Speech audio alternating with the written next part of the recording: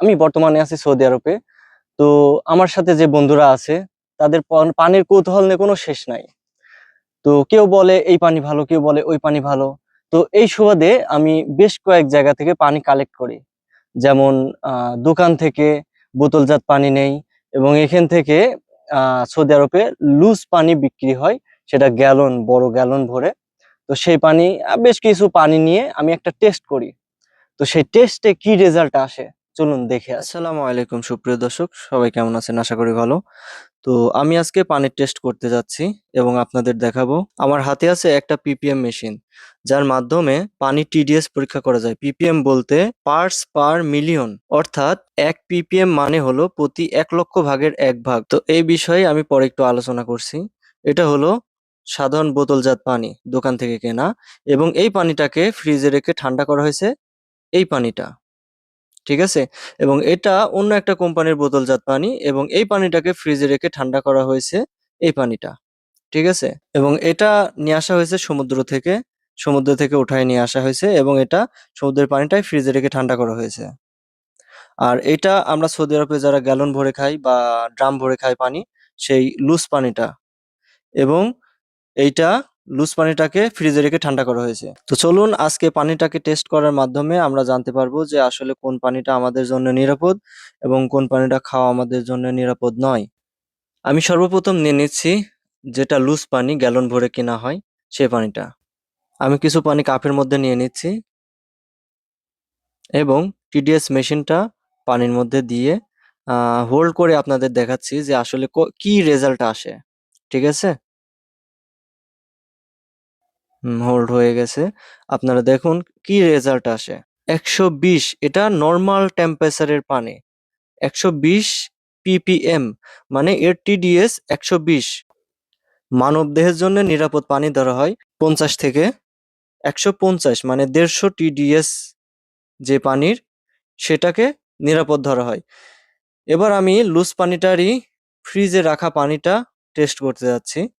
আপনারা দেখতে পাচ্ছেন পূর্বে পেয়েছিলাম 120। এটা যখন ফ্রিজে রেখে ঠান্ডা করে আমরা টেস্ট করি তখন এর রেজাল্টটা ভিন্ন পাই। মনের মধ্যে একটা প্রশ্ন বারবার ঘুরপাক খেত যে কেন উন্নত বিশ্বগুলোতে ওয়াটার কুলারে রেখে পানি ঠান্ডা করে পান করা হয়। আমি যখন ফ্রিজে রেখে পানির টেম্পারেচার মোটামুটি 5-6 ডিগ্রি সেলসিয়াস করে রাখি, তখন এর রেজাল্টটা আসে 65 ppm, 65 ppm, অর্থাৎ 65 টিডিএস। এই একই পানির টেম্পারেচার যখন ছিল 25 বা 24 ডিগ্রি সেলসিয়াস, সেই সময় এই পানির টিডিএস ছিল 120। এখন এটা যখন ফ্রিজে রেখে ঠান্ডা করা হয়, এর টেম্পারেচার যখন 5-6 ডিগ্রি সেলসিয়াস করা হয়, তখন একই পানির টিডিএস চলে আসে 65 বা ppm 65। এখন আমি নিয়ে নিচ্ছি সাধারণ বোতলজাত পানি, দোকান থেকে নিয়ে আসা। এটি নিয়েছি সাধারণ টেম্পারেচারের পানি, যার টেম্পারেচার 22 থেকে 25 ডিগ্রি সেলসিয়াস। এটার টিডিএস আসছে 82 ppm, অর্থাৎ 82 টিডিএস। এখন আমি একই পানি ফ্রিজে রেখে ঠান্ডা করে নিয়েছি, সেই পানিটার টিডিএস পরীক্ষা করব। বন্ধুরা, আপনারা দেখতে পাচ্ছেন একই পানি যখন ফ্রিজে রেখে ঠান্ডা করে নিয়েছি তখন তার টেম্পারেচার আসছে 81 টিডিএস। এবার আমি বোতলজাত অন্য একটা কোম্পানির পানির টিডিএস পরীক্ষা করব। তো এটার টিডিএস আসছে নর্মাল টেম্পারেচারে 130 টিডিএস। যখন আমি সেম পানি ফ্রিজে রেখে ঠান্ডা করে নিয়েছি তখন তার টিডিএস আসছে 95 টিডিএস।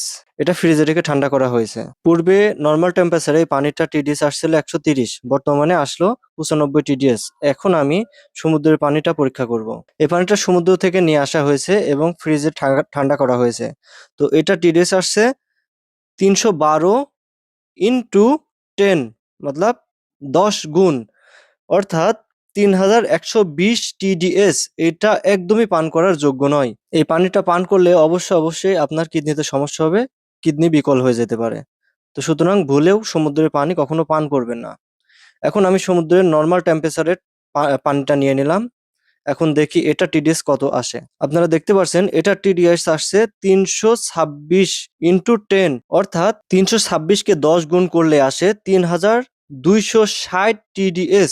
এটা একদমই পান করার যোগ্য নয়। এই পানি পান করলে কিডনি ড্যামেজ হয়ে যাবে নিশ্চিত। এখন আমি নর্মাল টেম্পারেচারে যেটার 120 টিডিএস আসছিল সেই পানিটাকে গরম করে এর টিডিএস মাপার চেষ্টা করছি।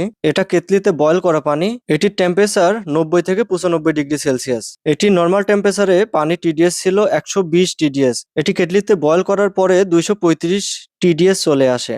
বন্ধুরা, তোমরা যদি পানি টেস্টের আরো ভিডিও পেতে চাও, যেমন ক্লোরিন টেস্ট, কেমিক্যাল টেস্ট, তাহলে নিচে কমেন্ট বক্সে অবশ্যই কমেন্ট করে যাও।